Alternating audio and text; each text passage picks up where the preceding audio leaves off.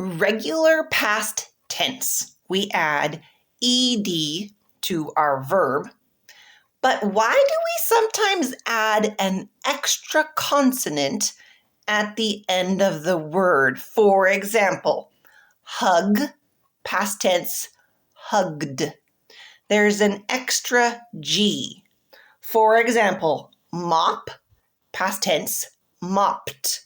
There's an extra P. Well, what you need to know is most of the time when there are two consonants beside each other, the same ones, the vowel that comes before the two consonants is a short vowel sound. So, for example, in the word grabbed, we add the extra B so that the A stays the short vowel sound. Ah, ah, ah, ah. For example, hugged. We add the extra G because we want the U to keep saying the short the short vowel sound.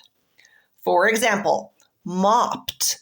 We add the extra P because we want the O to stay the short vowel sound.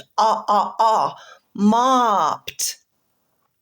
So usually when you see two consonants that are beside each other, that are the same, like the word little, like the word puzzle, like the word summer, like the word dinner, like the word letter, the vowels are saying their short vowel sound.